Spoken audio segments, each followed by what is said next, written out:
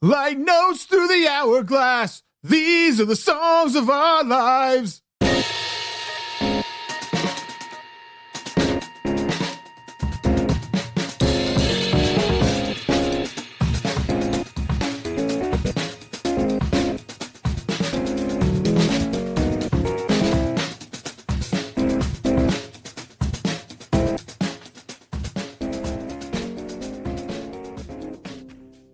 Hello and welcome to the latest episode of Songs of Our Lives. I am Brad Rose. I am a musician, a composer, a writer, the founder of Foxy Digitalis, and somebody who thinks about and obsesses about sound far more than is healthy. Each week, I invite on a guest, someone who I maybe know or am interested in or respect or just think is cool or I don't know. Oftentimes they're musicians, but not always. This week, my guest is pastry chef, writer, activist, awesome all-around person, Natasha Pickowicz. So one of the things that when I started this podcast that I was really wanting to do, and I've been wanting to do for a while with Foxy D, is find ways to get like non-musician people onto the site and into the site. Like, you know, because I know so many people who do so many other things, but are also obsessed with music. And a lot of those people are never going to talk about music. Like, you know, we do in conversation and stuff, and it's great, but they have this like really like deep, passionate relationship with it. And I wanted this to become a platform for people who don't get to talk about music a lot, but who love music and know a lot about music and are just into it to get to talk about it. And so, Natasha was like one of the first people I thought of when I had that idea. I was like, oh my God, Natasha would be so good for this. And so excited it finally happened. Natasha just released, well, not just, I guess it was earlier this year, but it's still new. Released our first cookbook, More Than Cake, which is an absolute delight. I don't know. We talk about this quite a bit in the intro or the first section of the episode, so I'm not going to get into it here, but I told her she's kind of become the Monty Don of baking for me. And Monty Don is kind of a personal hero of mine in a way. Really got me interested in gardening in a way that I never had, and just thinking about it in a way that made sense to me and really resonated with me. And Natasha has done that for baking, and I think it's amazing. Yeah. So, and again, we also talk about this, but Natasha and I know each other because 100,000 years ago in a past life, she did some interviews and did some writing for Foxy Digitalis. So, we lost touch and then got in touch a couple years ago again when I wanted to republish her Paul Clipson interview, which is so good. I'll put a link in the show notes. And yeah, she's like, I don't know. She's awesome. So I'm really, really excited to do this. It's, we're getting into the holiday season. If you like to bake, you absolutely need to get her book. If you don't like to bake, but are maybe curious, I would check out her book. Now it's not intro level, but I'm not intro level. So it can't, the first thing that I made in there, my daughter and I made her chocolate chip cookies. And one of the things to do is make brown butter. We never made brown butter. And it was this, you just kind of have to get in the moment and enjoy the process in the moment and being there and it's wonderful. It's wonderful. And, yeah, so I would highly recommend checking. And if you're into baking, then you really, really need this. It's a great gift too, for those who in your life may be into baking. So anyway, we recorded this on Zoom a couple weeks ago when she was out in California. And it was so much fun. I think this is actually the longest episode ever so far, which is really cool. And yeah, I hope y'all enjoy this as much as I did.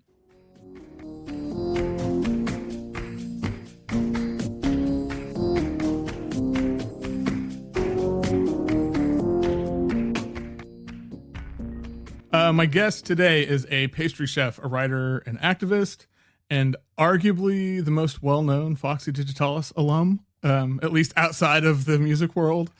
It is Natasha Pickowicz. Hey, happy to be here. Welcome. Yeah. So I figured maybe the first thing that we should talk about is, because I'm sure there are people sort of from your world, and then people from my world listening to this going like, what in the world? Like, so like for everybody who has no idea, you wrote a few things for Foxy Digitalis like 10, 12 years ago. Yeah, it was a while ago. Yeah, it was a minute. And I don't even remember how we first met, because it was when you were in Montreal, if I remember. Is that right? Yeah, I mean, at the time I was, really trying to pursue kind of music journalism, like writing about music. Like I was like promoting a lot of shows. I was like obsessed with like kind of like more experimental underground music. And I was just trying to get like published and just also get tons of experience writing. So back then, like there were some amazing websites and blogs like Foxy that, gave me a chance to kind of like practice and listening to albums and stuff like that. Yeah, there was a lot of stuff going on in Montreal at that time too. I remember I felt very connected to that whole scene, and there was like a 2-year period where I feel like, I don't know, it was like every other week I was getting something from, it was like a group of like 10 people, but they did like totally. And now it's like, when I go back, it's you kind of really see how much underground music scenes are kind of can exist through spaces, through physical spaces. And I think like all the DIY like practice spaces and music venues that were like points of gathering and community, like a lot of those places in Montreal don't exist anymore. So the scene to me, like I feel alienated from it, but I think it's also more like dislocated too, because you don't have those kind of like, those spaces that exist for everybody. Right. Yeah. That's, as Tulsa has actually has some of those spaces now, you see just the direct effect that has on just what's going on and the connectedness of it all. Which wasn't like that back then for me. I mean, I was on an island in Tulsa. So, but I mean, like Montreal was really the place where I was kind of first connected the dots between, music and food. And at the time, my good friend Blake Hargraves, who's a musician, he had this music festival, still does, called Cool Fest. And for like 2 years in a row, I cooked all the food for that festival. And I'd had lots of experience. Like every time I would book a show and a band would come through, I would make them food, because I felt like it was so important if you were on tour and, that you were eating something like nourishing and good and from scratch and not just like, junk. And so I got to kind of continue to like dive into that idea, like through this festival and feeding people, like cooking food right in the music venue and feeding not just bands, but also like the guests and stuff like that. And it was incredible. Yeah. Yeah. I remember hearing about that from people I knew who played up there and like seeing pictures, and it was amazing. Yeah. And so then we lost touch, things do. And then got back in touch a couple years ago because I wanted to reprint your Paul Clipson interview. Yeah. Which was one of the things I think that my favorite things that Foxy ever published in that period. It's so good, and especially the sort of importance of it now that Paul's not with us. When I was like, I wonder where Natasha even is. And then I was like, holy crap. Okay. Yeah. You've got all this cool stuff going on. So you've got a new book out, new-ish. I don't know when it exactly came out. 6 months ago. It came out April 11th. Oh my God. A lifetime ago. I know, it's crazy. But now that, we're chatting now in November, and like now that it's been out for half a year, but I'm still kind of promoting and hustling around the book because because it is a baking book. People are baking and thinking about, in the cool weather, and they're gifting books for the holidays. And, a lot of people are like, I don't turn my oven on in the summer. I mean, I'm not like that, but I understand that a lot of people wait until it gets cooler before they're like, creating cozy things like cookies and pies and stuff. Right. So, I kind of feel like I'm still on that like promoting train, and I might never get off. So that makes a lot of sense. So one of the things that like so spoke to me, and it's like, it says it on the cover, is recipes built for pleasure and community. And something I think about all the time, and I think about this in regards especially to sound and music, is ideas like pleasure and joy and whimsy, because I feel like those ideas right now feel very they feel kind of subversive in the scope of our current world. And so it's like, I don't know, but I really connected with that aspect of this yeah. I mean, I think people have really like complicated relationships with food, with dessert, with sweets, and outside of like the act of making it and the kind of like skill and patience it takes to execute some of the recipes, but also this idea of like the pleasure that we can derive from enjoying something in that moment, from being with other people and sharing this thing with them. And, it's not just food to me, eating isn't just like calories in, calories out. It's like something to savor and appreciate and be grateful for and enjoy. And yeah, I think that's why I'm in pastry and specifically, and not just like as a savory chef is because like I relate to those feelings like so strongly. Yeah, no, so I cook a lot, but I don't bake. Like I'm not a baker, or I cook dinner every night for my partner and my kid. But so do you know who Monty Don is? No. Okay, so Monty Don, he's this British master gardener. Oh, okay. And he's had a number of shows like on BBC and stuff. I think a lot of people in the States know him for this one. This is where I first heard him. It was like Big Dreams, Small Spaces or something like that. And anyway, it was 2020, like everybody else.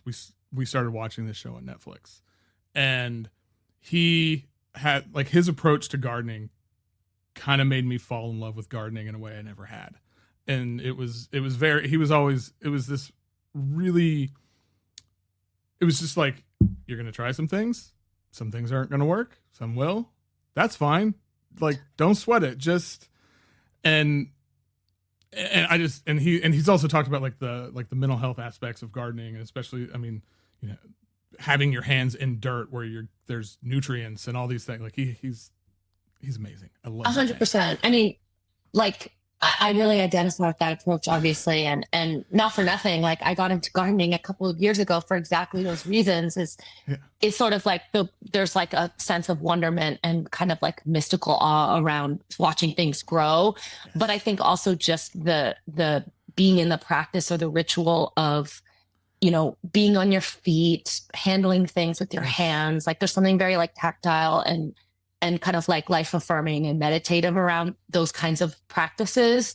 And that's really what I wanted to communicate with readers in my book, which is this idea of like, baking for me is not about a rush to the finish line to get the cookie in your mouth. Like it's not a book of hacks or, one ingredient cookies which is all the rage right now. And that's very in vogue, but I think I kind of had a more like old school approach about it, which is this idea of like the act of rolling out dough or slicing fruit or stirring a pot of jam. Like those are inherently pleasurable activities that don't stress me out or give me anxiety. There's things that I enjoy. And I want people to sort of examine baking as a skill or like a hobby, where you improve with repetition and over time. So, like knitting, like gardening, ceramics, I don't know, like building furniture, anything where you're kind of making something with your hand, like a craft,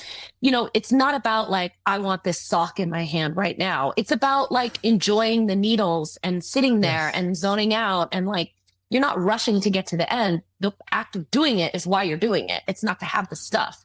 And the same thing with gardening. Like for me, it's like being in fresh air, feeling the sun on my skin, seeing, pollinators buzzing around me. Like those are incredibly sacred, special feelings that almost have nothing to do with like holding the tomato once it's grown. Right. So I think like if we can sort of approach baking with that mindset, it might help break down those feelings of stress and anxiety and shame and all that we get with baking and more importantly, this idea of failure and not having it come out perfectly. Like I want to emphasize this idea of like mistakes are great. Like they're opportunities for us to practice and like observe and learn from things. And I don't want that to, it shouldn't be like an emotional thing where we're like upset with ourselves if something doesn't go right. Because I've made every mistake there is. And sometimes it is totally heartbreaking, but if we're paying attention, then all of those things are just feeding and reinforcing like this greater skill set that we're building and moving towards. Well, that's totally what I get out of your book. Oh, like, good. I was saying to my partner, I was like, Natasha's like my new Monty Don, because like Monty Don made me fall in love with gardening, and a thing I never thought I would. And like your book has, because it is the process. Like I was telling you before we started, my daughter and I made the chocolate chip cookies, and I'd never made brown butter, had no idea what I was doing. We hadn't, but it was like, okay, it was this adventure, right? Yes. And it was just so much. And then, at the end, like it worked out and we had these delicious cookies to eat and enjoy and share with everybody. But even if they had turned out terribly, it would have still been this kind of wonderful thing. And so yes, exactly. It would have been like you spending time with your kid, and it would have been not in front of a screen. It would have been like working in your kitchen, being in a book, like, I that makes me really happy. That's exactly what I was hoping people would get out of it. Well, good. Well, I think you succeed in spades, but I may be biased. So, and so as a segue here, like all of those things too, it's very much how I approach making music, because it's some of my favorite things that I've ever made came from mistakes. So it's the process of it is more important than like the end result. Yes. Like just doing it. So obviously music, that's how we know each other. That's where we first got to know each other. And music, I'm assuming, is also a very big part of your life still. Definitely.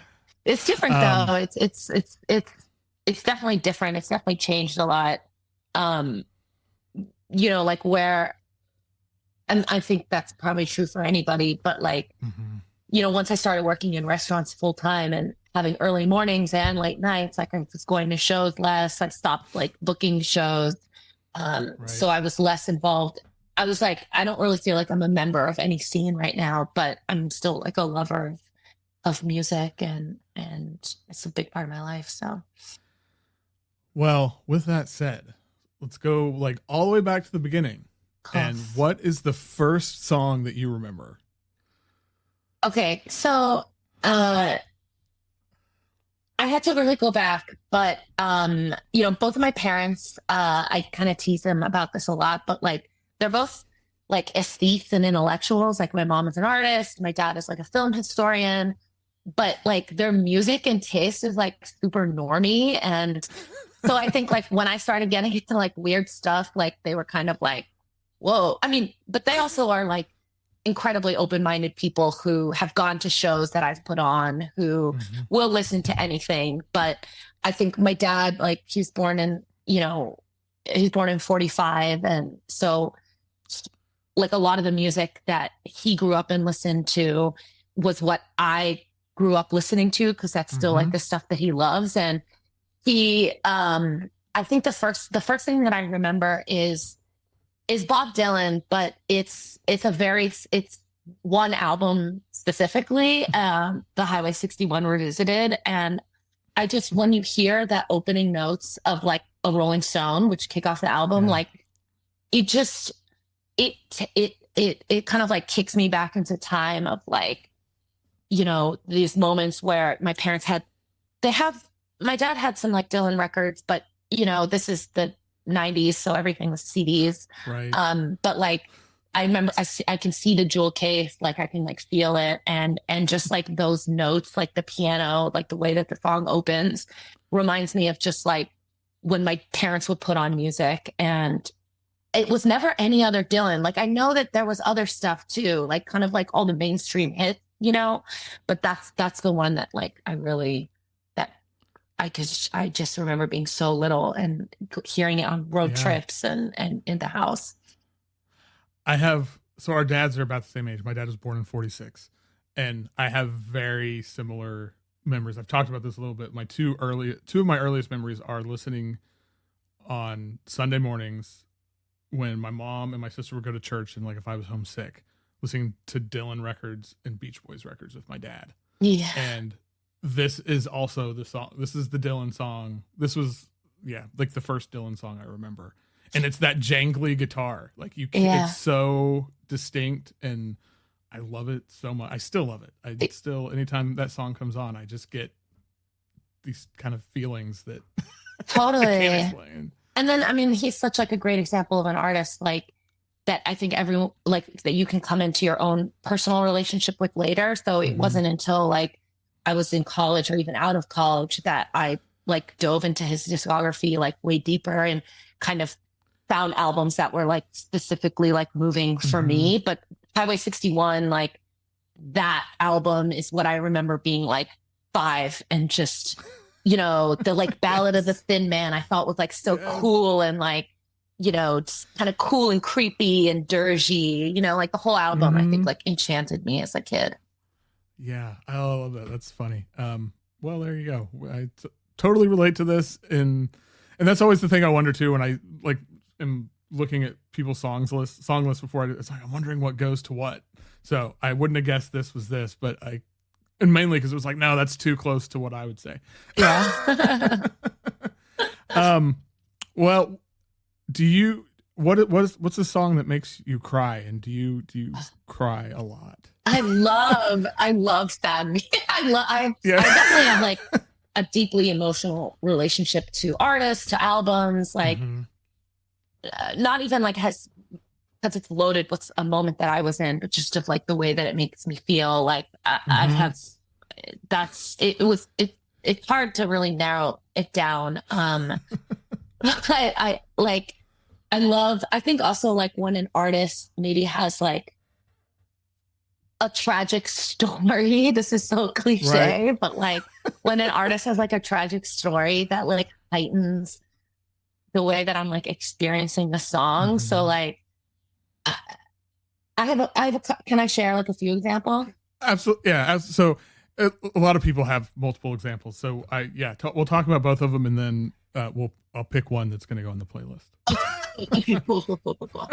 I mean, like I've always been a really big fan of John Martin, the like British singer-songwriter, kind of folk musician. And he passed. And when he passed, it was like horrible. I was so sad. And I think he had like a lot of health issues later in life. And there's something about like his voice that is like so soulful, but in this like very British way. And I have like all of his records. He made a lot of music, but I have these like memories of when I was first getting into him, like watching all of these like old performances on YouTube from like the 70s and being able to see him play when he was like young and thin. And like, it's just so moving. And he's just with such a passionate, like emotional, present kind of performer. But he has this like, it's like I think it's like a traditional British folk song, Spencer the Rover, and he's done like studio recordings of it, and you can hear it. But if you just Google it and on YouTube and watch him play it live, like there's such an intensity to his like. First of all, he's an incredible guitar player, like beautiful, but just the way that he performs is like so moving. It's so heartbreaking. And you can see the effort, like you can see like the sweat beating on his forehead and like, you can feel how quiet the room is. Like there's something like really powerful about that. It's such one of the things that always, and I love you're so right about find a live performance of it, because when you hear the recording, like the recording is beautiful, but there's something about it. There's like a simplicity to it, the way it sounds, because he's so talented that he makes it seem so effortless. But when you see it and see that, it just takes on this other life, and it's so moving. Yeah, he's the best. And and then I was thinking like about how Meanie Parker from Low also passed very recently, and I think like it was shocking to me. It was like unexpected.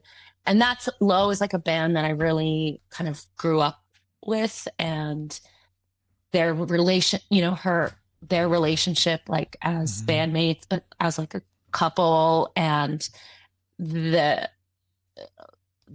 sort of different things that they brought to the band to make Low like uniquely what it was. And I also think that the last couple albums that they made are absolutely incredible, and really haunting and beautiful. And now that, now that she's passed, like listening to it now is just like really, it's just a lot. Yeah. So I think Hey What is the one that came out a couple years ago.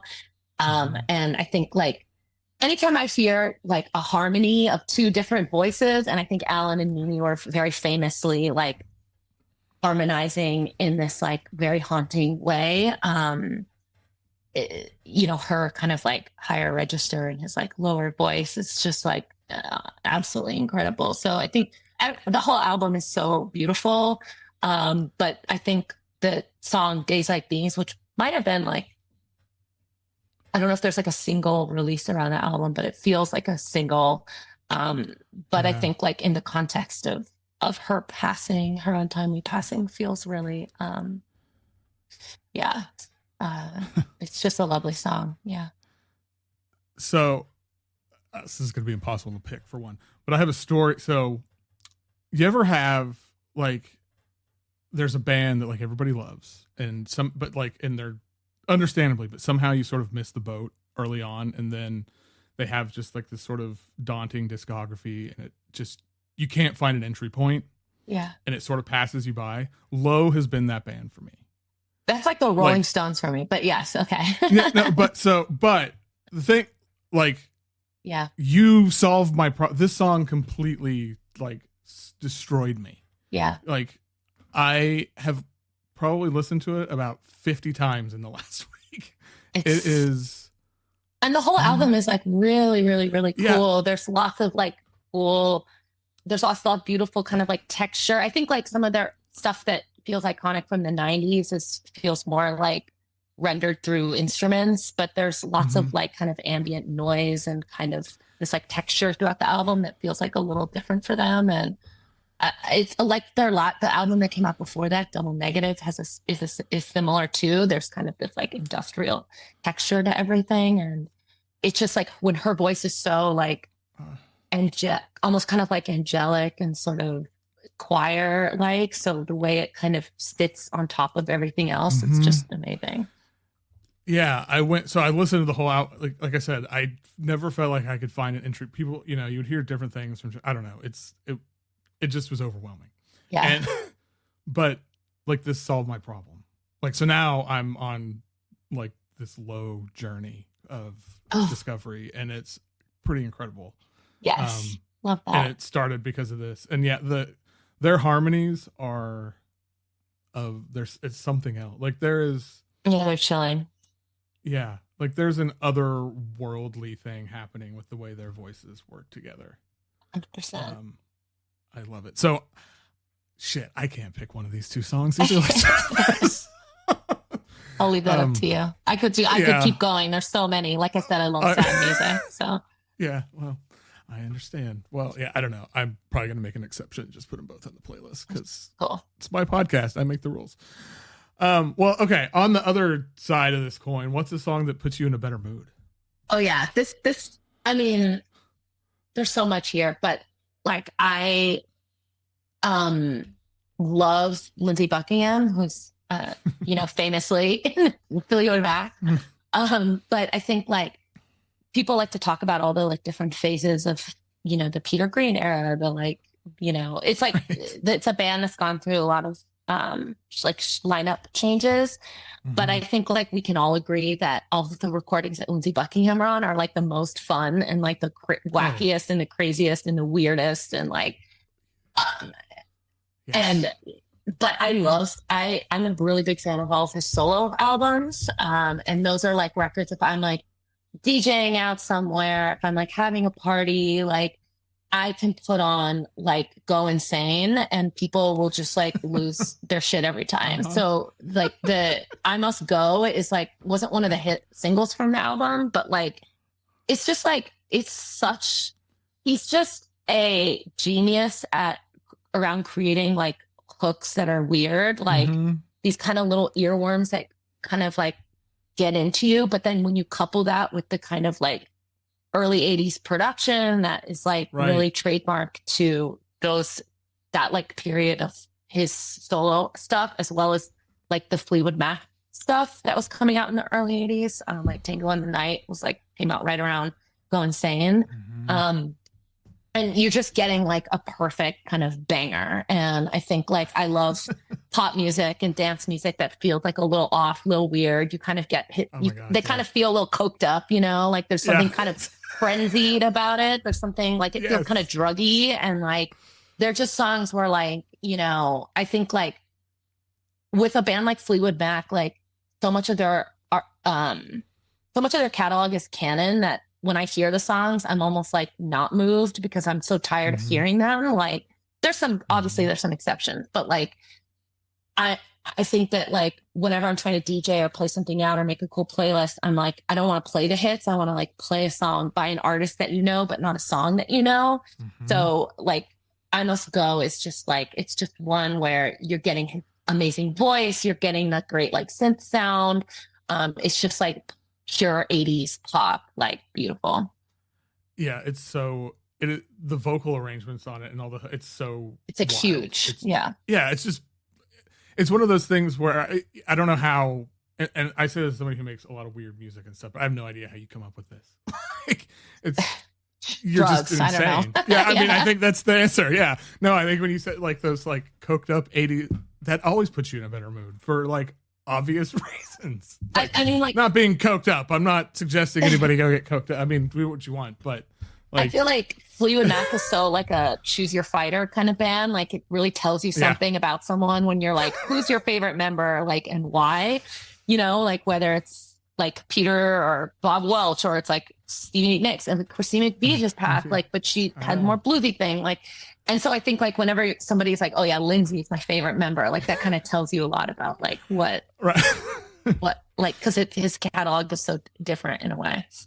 Yeah, no, I love that. And it is an absolute banger. So can't argue that. Okay.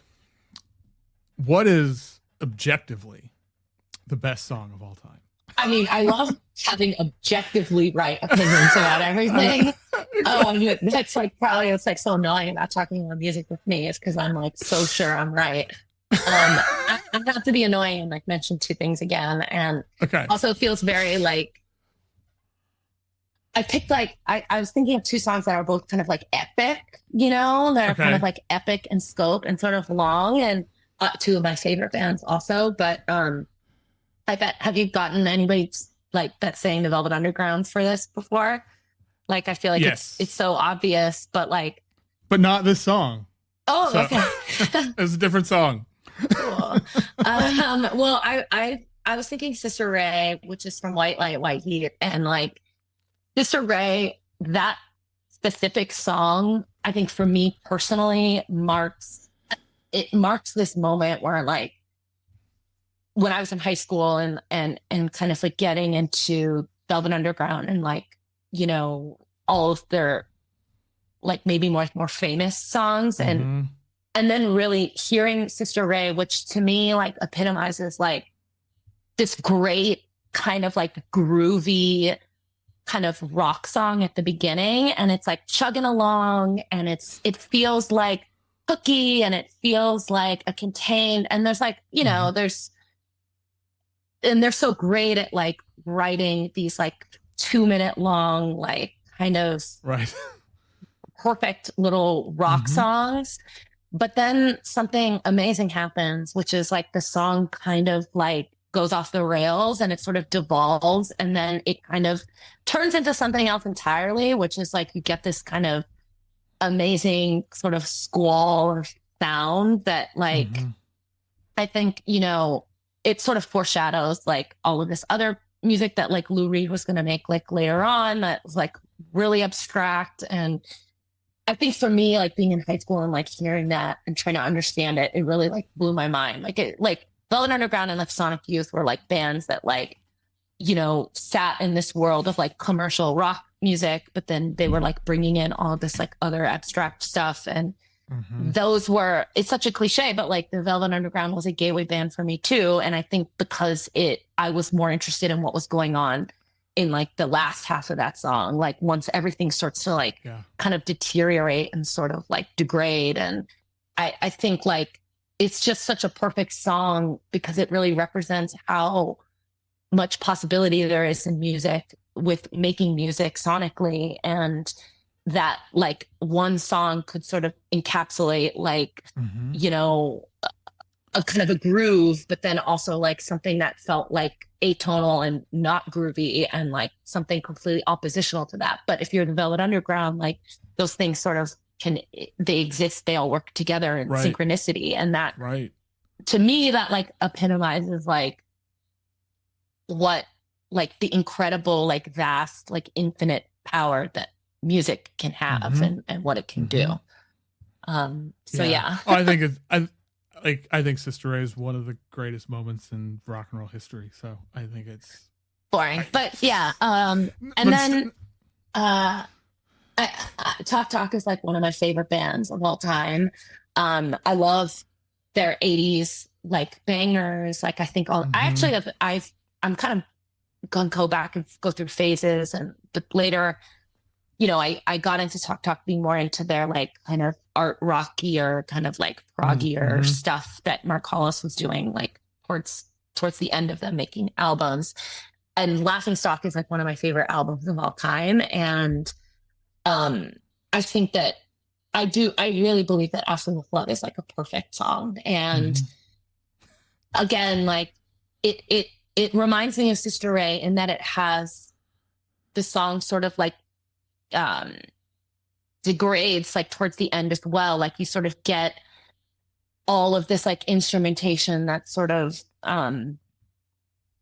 feels really like kind of like a chaos, but at the beginning you're kind of getting his like super soulful vocals, and it sort of had this pulse to the song, like there's sort of like a beat around it. And I think like you know, following like their evolution as a band, from kind of like writing these like 80s new wave synthy pop songs, like top of the pops kind of like moments, to then kind of like developing these ideas that I think were really groundbreaking around like, you know, the album and these sort of like incredible, like operatic sort of pieces. Like to me, it's like, I love like an 8-minute song, you know? And so some like a world that you can kind of like sit inside and like be in. And there's just something so like powerful about that album and that song specifically. Yeah, I feel like I love the way it just keeps building and building, and it never stops. And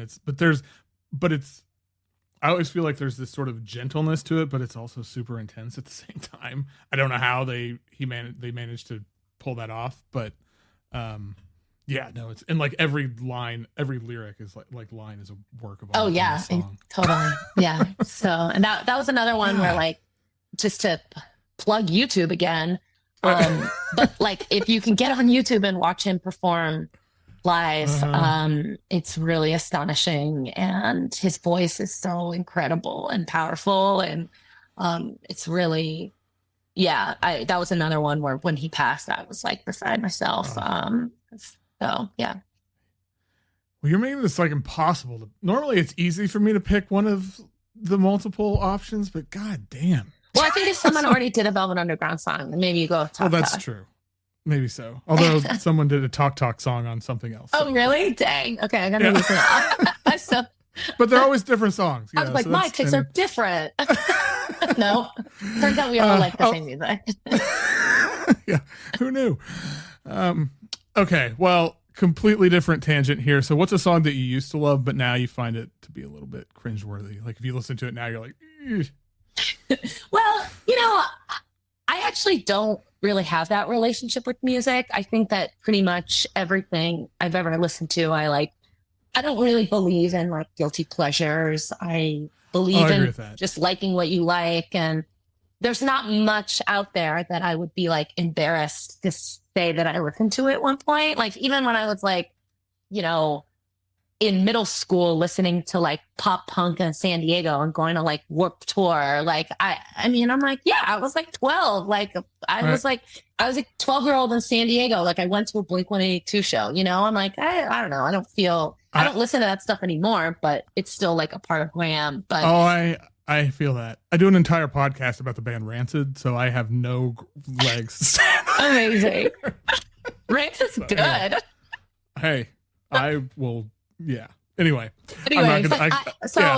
one of like a band that I like got into very, very young, and this is again like through my parents. My mom is an artist, and she would keep like her own CDs in her studio for like, you know, making art too. And she was like, she would listen to like a lot of like hip hop. You know, I learned about like Portishead and Tricky through her and that kind of stuff.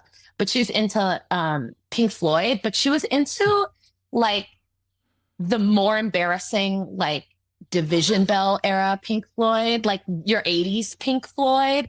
But Pink Floyd was like probably one of my earliest band obsessions I have, and it was so deep that it's something that I actually like. It's like I'm like it's like when you look back at younger you and you're like, and you love them so much because you're just like, God, you just love this thing. And I love Pink Floyd. Like the first concert I ever went to by myself, like without parents, was to see Roger Waters.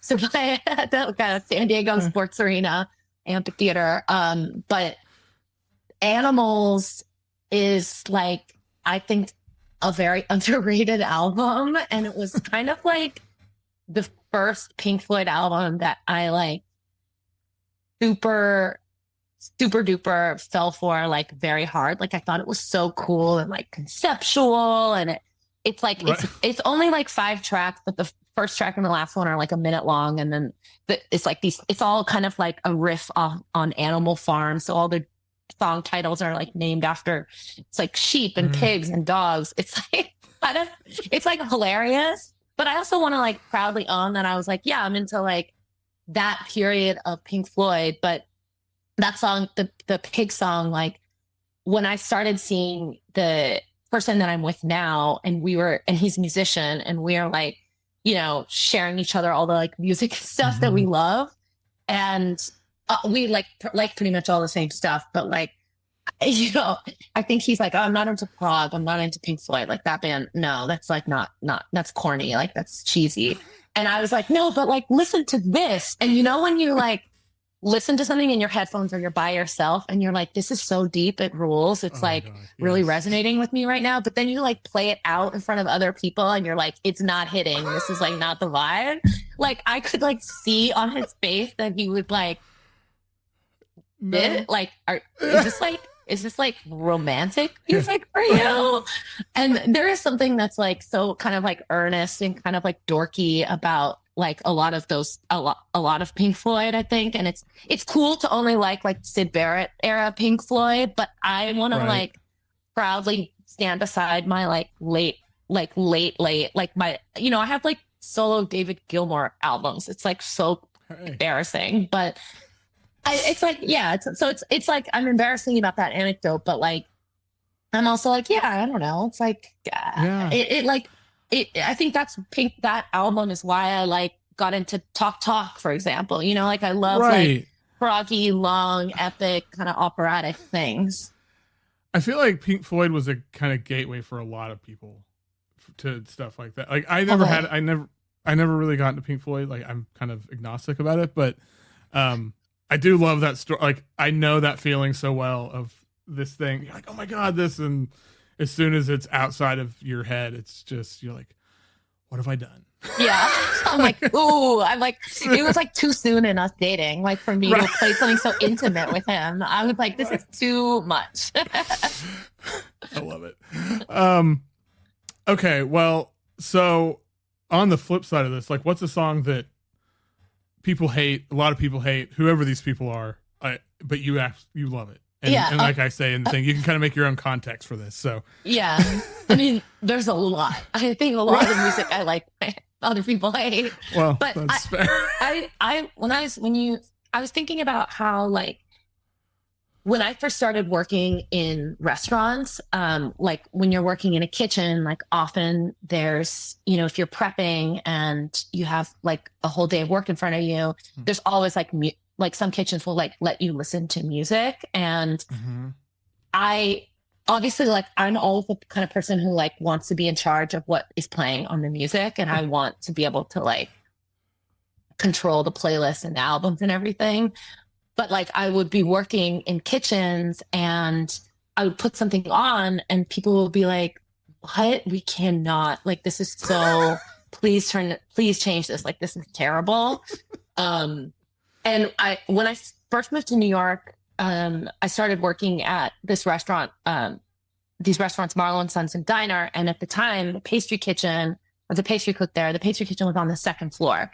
And so we had it was like our own ecosystem. And we had like, I brought in a little speaker and I would like play stuff, play playlists. I think back then I was like playing stuff from an iPod, yeah, it was kind of old, long time ago. But there was there are all these different shifts for the pastry team. And one of the shifts was you come in at like 5:30 in the morning and you would do the bake off for the cafe that would open at 8 a.m. And I loved that shift because you were alone. Like that meant I could play whatever music I wanted and no one else would complain. Cause I was like, I don't want to listen to this like pop, this like radio shitty music. Like I was like, I'd rather listen to nothing, but then I would play stuff and other people would be like, this is really abrasive and horrible. Like, I don't want to listen to this either. So, there's an art to kind of finding stuff like, like a Lindsey Buckingham, like anybody, you could put that on. My parents would like it. I like it. Like weirdos would like it. Like, it's like, that's like a sweet spot. But at the time I was listening to like, I mean, still one of my favorite bands, but like I would listen to like a lot of like Shadow Ring. And that was like good early morning music for me, like getting in the zone. And also I said too for this, but I was listening to like a lot of kind of like 80s, kind of like punk, like Rudimentary Peni as well. And I remember like I was doing this bake off by myself and I was like, finally, I can listen to like all of Death Church and I could play it loud. And this is what's like waking me up. It's like drinking coffee, And at the time, like, the only other people who were there that early were the butchers down the block who like also got there that early to like break down stuff for the restaurants before they would open. And they would come up to the pastry kitchen to like store stuff in our reach-in fridges. And the head butcher at the time, this guy TJ, like I remember him coming in as I was like listening to Rudimentary Peni by myself. And he was like, whoa, this is like really cool. Like, what is this? And I was like, oh my God, like somebody who was into this, like after like everyone on the pastry team being like, this is horrible. So it's just like whenever I think when you're working in a restaurant, it is I think I later matured a lot and realized like, I don't have to play music that is like, antagonizes other people. That like what's really fun is being able to like make a playlist or find an album where like everyone is feeling it and it doesn't have to like alienate or like shut out other people. So I've grown up since then. Yeah, my last job, we would always on Friday mornings we would put on, I don't know, it was a nonprofit, it was a weird place, but they eventually let me have it. Like they knew kind of my background, and so they were always like, oh, we don't know if we're going to let you choose the thing. So, but I put on, it was a couple years ago, and it was when the last Imdu Mokhtar album came out. And I remember putting that and just blowing every's mind. So good. Like, they're like, oh, this is the kind of stuff you listen to? What is this? It's such a cool feeling though, to get like, for people who you would never probably hear that and you would never expect to kind of, so. Totally. Yeah. Well, and then, I mean, and that they did the soundtrack for the that ASEAS show that they turned into a movie that they oh my God, why am I blanking?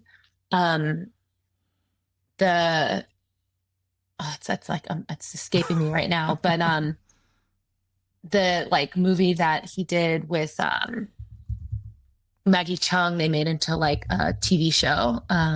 Oh, I know. Yeah. Irma's app. And That's it. they did the whole score to that. So I feel like they've had like a resurgence. Oh, really? Yeah, like the Oh, I didn't even know that. theme song is the whole score is like kind of set to their music. It's really good. Oh, that's really cool. Okay. That makes me want to actually like watch that. Yeah. Well, it's also amazing. It's like he Oh. remade his own movie into a TV show, and it's great. Oh, there's like a number of things that are apparently on HBO right now that I need to see. So I need to do like a free trial and watch it all and cancel it. Awesome. Well, I love both of those songs. Like I know that feeling though of putting stuff on and people just getting that look of like, what in the fuck? Yeah. Because I'm like, like what revs me up and gives me energy to get through my shift is like not the same as it is for other people. And I think like that's something that's kind of like the arrogance of being young too, is where you're like, no one understands. Like you just don't. You're like Philistine. Like you don't understand like what makes this so good. But I'm like, I'm in a work environment. Like we should all be like enjoying something together. So right. Yeah. I will say that like the thing, like my sort of go-to when I need to just like get stuff done and is like Operation Ivy. And I've gotten so many people into Operation Ivy. I'll put it on. People are like, oh, this is kind of awesome. I'm like, yeah, no, this is one of the greatest things ever made. Anyway, that must come up in your Rancid podcast a lot. Yeah. Oh, it does. That's yeah. Amazing. Was that big in growing up in Tulsa?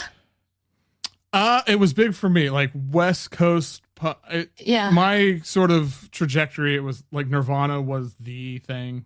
I was in 6th grade when Nevermind came out, so it all aligned kind of perfectly. And from Nirvana, I got into like Sonic Youth, but also like Sub Pop, which led to like Kill Rock Stars and K Records, and then Lookout, and then all so. Got it. Wow. So Sub Pop before getting into Lookout. Like I think for me, growing up in Southern California, where it's like skate and surf culture, pop punk is like the de facto thing. So it's like, you're hearing like Rancid and Op Ivy and stuff like that before. Like I was hearing Black Flag from being on skate videos without knowing what Black Flag was, but then learning about SST, and then from SST figuring out what Sonic Youth was. Like it kind of like I had to yeah, like for me it was a lot of like Bikini Kill was a big one, and there was I read some book about Nirvana when I was in 6th grade, and it talked about Toby Vale, and I was like, who? And then but although it does all go back to like skate culture, because Thrasher magazine there was some record store and they had catalogs in it, and I remember I got my dad to write a check for like, it was like $30 or something, and got like 4 records. And I just remember seeing Kill Rock Stars. That's the coolest sound. And fuck yeah, let's do that. And it literally changed my life. Amazing. We probably wouldn't be talking about any of this right now if it wasn't for that. So for sure. Well, okay, now totally different thing here. What is the most romantic song? Do you consider yourself a romantic? I mean, when it comes to music, yes, definitely. Like, I think I'm very cliche, like, straight lady. In that I love like a crooner, like, like I love like Roy, anything that's like sort of redolent of Roy Orbison. Like I love like a crooner. Like I think that's really romantic and kind of like cool. So I think like for me,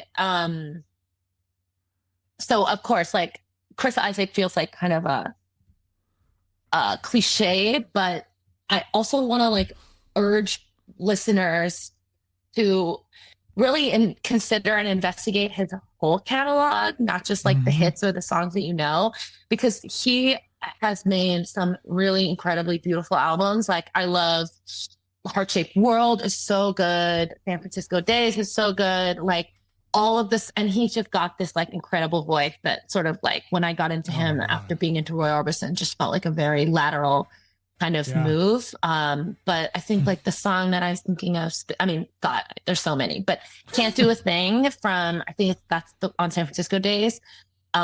It's just like,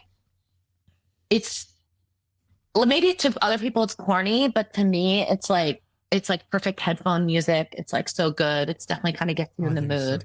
So also like another great crooner, like Brian Ferry. Like like, you know, I love Roxy music. But I also really love like all of his solo stuff. And Boys and Girls was like one of my favorite records. And he is just also an incredible singer. And I think he kind of is somebody who oozes sexuality and sort of like confidence in like a more like artier way, less commercial way. So like that to me is awesome too. So very like predictable answer, but like, you know. Oh, I love the Chris Isaak answer because I agree that I think people sort of have him pigeonholed as one thing. Because I mean, and I get it. Like, you know, that's like Wicked Game is everywhere and has been everywhere for the last 30 years. Which understandably, it's a great fucking song. But that's one of my karaoke go-to songs. That should be one of your questions. What's your go-to karaoke song? Oh, well, I'll tell you more about that in a minute. Off air. Don't want to give away my secrets. Anyway, like, yeah, but I think Chris Isaak is incredible too. I'm 100% with you. I think that he is like, you know, I don't know, like when I think about like underrated artists, overrated art, I don't really think about that much, but like he is genuinely super underrated because people just don't know. People thought he was like kind of a cheese ball, but I'm like, his albums are like legitimately amazing. Like I think people should definitely like give him a chance. Totally. But like, and I love Brian Ferry too, but Chris Isaak's the pick. Yeah, like Silvertone. I think that's his first. That was like the first one I really got into. Where, I mean, that record came out in like, I don't know, the 80s. Came out in the 80s. But like Silvertone is so. It was like, you know, I think a lot of people can get into an artist when they like maybe they hear one hit, but then they like go backwards and they hear like the entire discography, and I'm like, this album is so underrated. Like people aren't talking about Silvertone. So I also feel like he's ageless. I'm just looking at, he's like almost 70 years old and he just, what? You know, I know. I'm like, how dare you tell me stuff like that? Good genes, man. No, I can't argue with that. And I hope everybody listening will go listen to some Chris Isaak. Okay. What is a song that changed your perspective on an artist, whether good or bad? Because I always thought of this as like, what made you think of someone more positively? But I had someone answer this in the other way, which I never considered and thought that was really interesting too. So, cool. Well, I'm definitely thinking of it your way then, because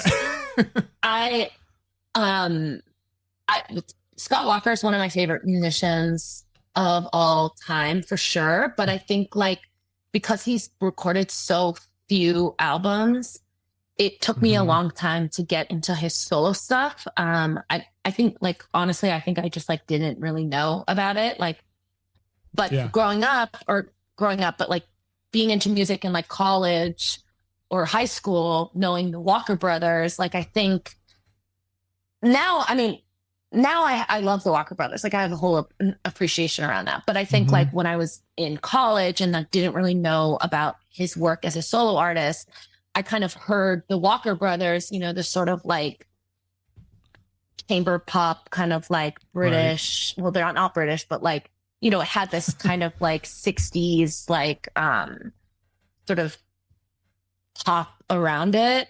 It was like not super my thing.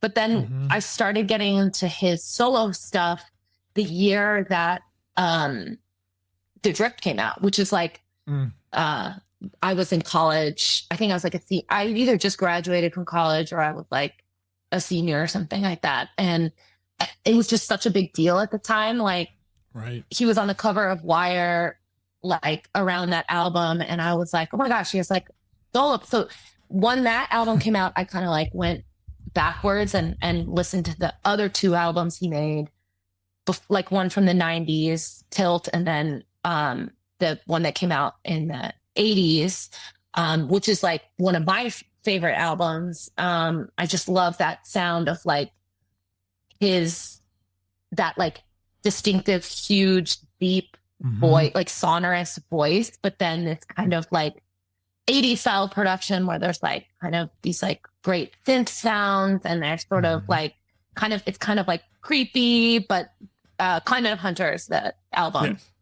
Yes. But like there's a couple like music videos around that are like kind of noir and sort of weird. So I think like when I heard that album, like I think like track 3 is like the banger. It's kind of like a really kind of like a creepy, synthy, fast, like rhythmic song. I was like, oh my gosh, like where have I been? Like who is this like person? Like, what is this enigma? Like, how do I reconcile like all this music with the stuff that I thought that he was a part of, like right. Walker Brothers. So that was like a really fun thing for me to like investigate and sort of like get into. Yeah.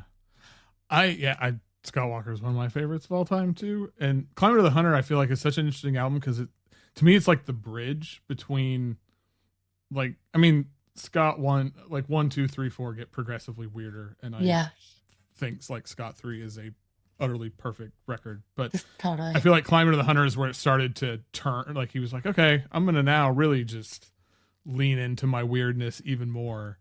And then, because then obviously then it gets, we get into like slapping meat and stuff and all the really crazy shit. Did you see that documentary where they show you? Yeah. Okay. It's amazing. I was like, oh, it's literally a side. It's literally, yeah. The cow. Yeah. Yeah. Unbelievable. But yeah, this is so good. And I didn't even realize this until I was kind of looking up, preparing for this, that Billy Ocean does the vocal harmonies on this song. What? Oh my! I love Billy Ocean. I know Billy Ocean is great. I was like, God. I was perfect. Like, man, Scott Walker made a record with Sun. He should have made a record with Billy Ocean. Right. Oh, I co-signed that. Yeah. Yeah. So awesome. Yeah. No, Scott Walker. Yeah. One of the best. Yeah. Okay. Well, a Scott Walker song could probably have been the answer to this next question because he writes amazing lyrics. But what are your favorite lyrics, whether it's a whole song or just like a line from a song? Yeah. This is a great question. I actually I'm not like, I think when I'm like thinking about music that I love, like I'm almost listening to the lyrics like last, like I'm kind of like, I'm like sort of least interested in that. But like to go back to like, we're talking about, John Martin and stuff like that. Like I love kind of, the traditions and formality around like English folk songwriting and like ballads. Like there's like a very like kind of corny part of me that loves that like very like old timey approach to like storytelling through music. And I love Richard Thompson. I love the stuff they did with Linda Thompson. I love all the solo stuff. Super prolific. I think that like, I think he's known for being like an insane guitar player, but he is an incredible like lyricist, I think. And one of his like more famous songs that is like a little short story. And I think it's one where I'm like, because the instrumentation is so simple, it's just like a kind of a complicated like acoustic guitar sort of finger picking thing he's doing. You can really like, it reminds you of this great like English tradition of telling stories through music and listening and following along in that story. So the 1952 Vincent's Black Lightning, which is like the year and make of this like motorcycle, and he writes like this whole song around this kind of like daredevil who like lives really hard and then he like dies in war, but he like gives the motorcycle to his like lover. And it's just like, it's like, I think, you can hear what he's saying, you're following along. It's a beautiful story. It's like very moving. The instrumentation is like incredible. And he's just got such a great like voice. It's like so witty, but it's like full of feeling. And, he's such a storyteller. And I think like, I love like the literal like the literal storytelling that's like going Right. on in the song, is a great one. Yeah, I always feel his guitar playing, well, his guitar playing in general, but like on this song blows my mind. Like, I don't understand how one person is doing that. It's nuts. Again, you can watch him and it's like, right. It still doesn't make sense. Right. And then to be able to like do all the like the singing and this story at the same time, it makes no sense to me. Yeah. It's like the height of solo singer-songwriter music. And like, totally. Yeah. And I like really sincere stuff like that too. And I think it's like Same. not that cool necessarily, but like there's just something about that earnestness and the like depth of feeling around all of that that I really love, that I feel very like nostalgic around. Yeah. Oh, another thing I talk about a lot, I talk about this a lot on my Rancid podcast, is how earnestness scares people. And I love earnestness. It like don't be earnest all the time, because then it's like, Jesus Christ, like, yeah, it's too much. But like those moments of, because I talk about this a lot, in like the best moments of Rancid are when like Tim Armstrong is being super earnest about something and like hard on his sleeve. Anyway, yeah, totally. I'm right there with you. And yeah, Richard Thompson. I don't know, like I don't know a ton of Richard Thompson. Like I know some of his stuff, but this song has always been just sort of. Yeah, it's iconic. Yeah. Yeah. What is the last song that you completely fell in love with? Oh, okay. I love I don't know if you've heard it yet, but I love the new Blonde Redhead album. I think it's like really beautiful, and it's called like A Seat at the Table, or Sit Down for Dinner. It's called Sit Down for Dinner.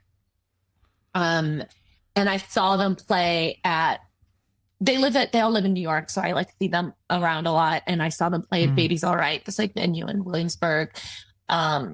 That was like really little, so it was special to see them in like such a small venue. And that was a band I thought in high school. Like when I remember seeing them play in venues in San Diego when I was in high school, loving them in college. And then maybe it kind of like falling off a bit because they didn't really put out as many records like in the last, decade or so. Right. But the new record is like really pretty. It's so good. And they played the new single, when they played the new single at this show, No Man, they played it faster than it is on the album. Like it was like a faster version. But I was like, oh my God, this song is so good. It's such an earworm. Yeah. It was like and that was before they released any of the stuff for streaming, like before it was on Spotify or anything like that. So like I had no way of listening to it again because the album wasn't out yet. But now the album is out and the whole thing is incredible. It's so beautiful. Yeah. And like, it's just awesome to see them like, doing so much press, like getting so much love. I don't know if you know this, but like last year, or maybe it was last year, they famously to me were asked to go on tour with Tool, which I thought was hilarious. Oh, I had no idea. Yeah, because I guess James Maynard Keenan or whatever he curated all of the opening acts for that tour, and he specifically wanted to bring in stuff that he personally liked that was like very different than Tool. So they were playing like giant arenas, stadiums, like massive shows, and like the live Tool shows are, I guess, like there's a lot of like pyrotechnics and there's a lot of like stage stuff that happens, and I think like, but apparently like the tour went really well, and like they were exposed to like a lot of really new great fans like as a result of doing that, which I think is like amazing. That's awesome. But yeah, I think they're on tour right now for the album, and it's just awesome. It's like it sounds great live, and I think like the albums are always recorded really well, and I'm a fan. Yeah. Yeah, I really like the album, and I love this song. I was watching it's like an Instagram video maybe where Amadeo talks about, he's like, oh, we want to write something that was really harmonically simple, which I don't think this song is harmonically simple really, but I see, and he's like, but it's really rhythmically interesting. And I was that part it is like, cause it's, you can really hear like the Brazilian influences and stuff Yeah, in it. And it's just, I feel like I really like this whole album, but this song especially, it makes me just feel like I'm floating or something. It's awesome. It's so good. And I think like, because there's kind of like a food theme with the album, like a lot of the dates they're doing are they did a date in New York at Pioneer Works in Brooklyn, this like music venue where there was like a seated dinner before. There was like a chef had like done this like whole, it's like to sit down at the dinner table with blonde redhead, and I just thought that was really cool. So that's really cool. I'm all for stuff like that. Awesome. Okay, well, what is a cover song that is better than the original? Okay, so I mean, like, I love, this is such a great thing to think about, and there were so many like things that I think popped into my mind immediately. But the one that I kind of kept going back to was, I think you know that the cover is better than the original when you don't even really know that it's a cover, because the cover is so iconic and like strong on its own. So like, I mean, no offense to Jennifer Rush, but the Celine Dion version of Power of Love is like one of the best pop ballads ever. And it's just like, I didn't know this was a cover, so there you go. Yeah, exactly. It's like, and there's a lot of, stuff from like, the 90s with those like kind of pop divas that came out that like you don't even really realize that they're like were covers or not, not the original or whatever. But I think that's a great example. I love Celine Dion. I said Mariah Carey. I love Celine Dion. I love Mariah Carey too, but I love Celine Dion, and I've been thinking about her a lot because I feel like she's going through some health stuff right now, and it makes me feel like she probably won't perform again. And it makes me sad that I've never had a chance to see her perform live. But I think like the song is so perfectly suited to her incredible, like the strength of her voice and her range, and like the way she is just like our consonant belter. And I think like the power in her voice is like perfectly suited to this kind of song specifically. And it's just one of those like cathartic, let it all out, like, feeling your feelings kind of iconic songs. And it's I just love it. I'm like such a sucker for like Celine Dion and Mariah Carey and Whitney Houston, and like, I'm just in awe whenever I listen to them sing. And this song, I don't know. I didn't realize. I didn't realize the cover. And she just has such a singular style, personality, presence that like, even when she's not writing the song herself, like you feel how she can inhabit like the songs in her own way and really like make it hers. And I think that's like what sets her apart from like so many other people. And, but like, I remember growing up with The Power of Love, the original one, like on the radio and knowing the original, but then when the cover came out being like, oh, wow, this is like another level of intensity. Right. Yeah. Yeah. I always like that when there's a cover song. It's like, nope, this belongs to the person covering it now. Yeah. Sorry. It's like, it's like, well, the first thing I thought of was like, it's that Nico song that is the famously like a Jackson Brown cover, Oh, yeah. And I'm like, this song doesn't belong to him anymore. There's a couple, like, I think another one that, I think another one I think about a lot is Black is the Color of My True Love's Hair, like the Patty Waters version. Exactly. Again, like people I heard another version recently that was really good, but I was just like, God, I can't even imagine like now in this day and age that knowing that version exists, even trying. Right. I admire people who do. So totally. Okay, well, we're in the home stretch. The two big questions left, at least I think of them as the two big questions. So first, what is the song that means the most to you? And it's not necessarily because of the song itself, but you associate it with something or someone or an experience. Oh, let me see. Hold on. Um, I mean, it's like I'm just like thinking about everything that we were talking about. Like, it almost feels like anything that we've talked about already, like, could be Sure. that for me. You know, like I think, like, and when I think about, even something like, do I listen to that Pink Floyd album that much anymore? Like, no. But when I Yeah. think about, like, I think that kind of sense of like discovery around music, or the way that you can feel like music belongs to you, like in a way that no other disciplines can like kind of feel that Mhm. way. And that was like, I think any of those moments that you have with those songs, like kind of can feel like the most Mhm. powerful thing that you've ever heard. So yeah, I mean, That's fair. Yeah, that's fair. See, this is good though. If you picked any of those songs, that gives me a chance to put two of your picks for the ones I can't pick on the playlist. So I yeah. will absolutely take it. Okay, well, with that said, what, at least at this moment in your life, at this moment in time, what is your favorite song? Oh, at this moment in my life. Or of all I time. I don't know. However you want to answer. Yeah, I am like loving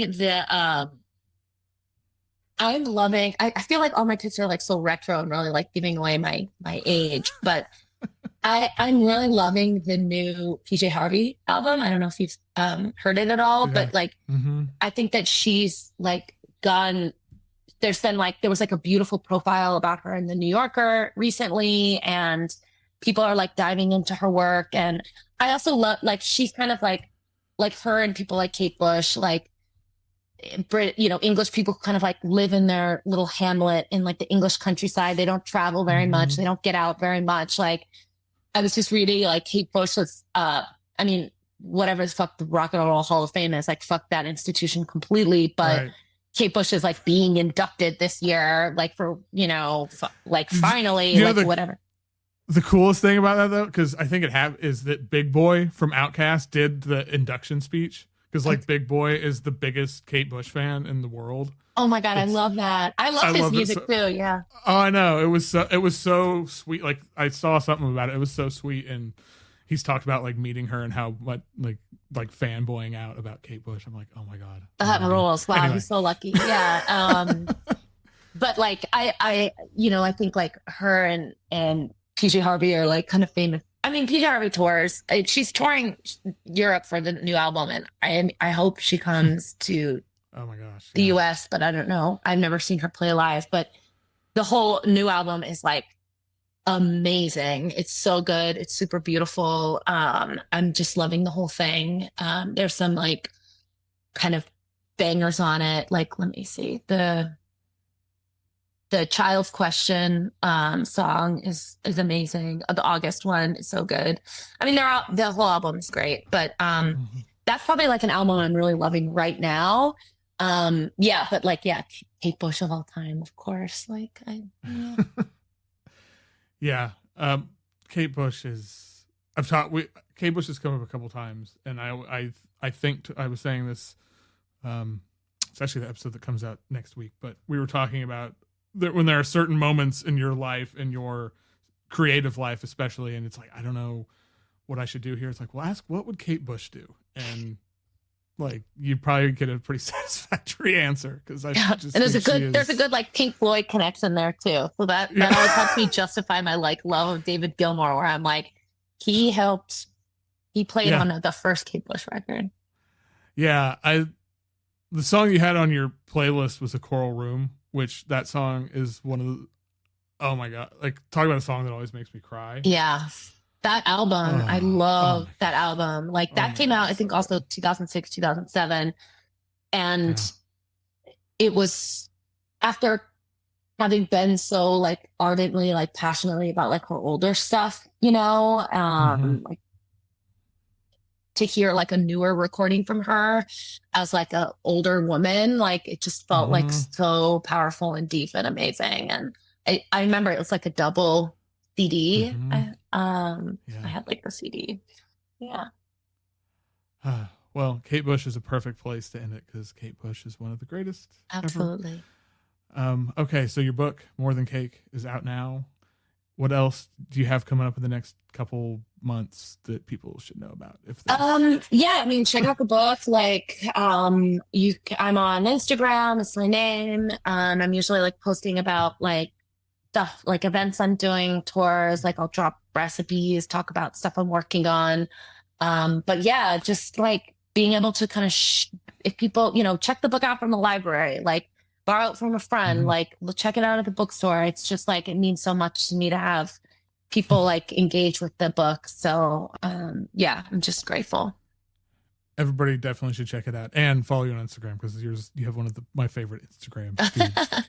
It's like all these whimsical like food and stuff, and then your cat, who I don't remember my daughter loves your cat. Martini, yeah. Martini, there you go. And is it your parents' cat, Hummus? That's right. Yeah. We were sitting, I drop her off at school every day, and we were sitting in there, and I was telling her I was doing this interview today because she likes your book, and she's like, oh, cool. And I was like, oh, let me show you this picture of her with a cat. So, yeah, we're big cat people around here. Yeah, same. So, well, thank you so much for doing this. Thank you so much. So fun. So much fun. Awesome.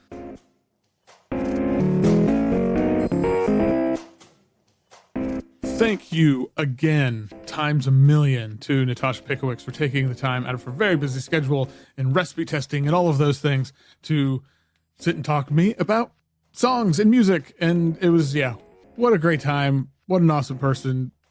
Please check out More Than Cake. And follow her on Instagram. She has like the best Instagram account. It's so much fun. Lots of amazing food and cats. Her cat, Martini. So, great stuff.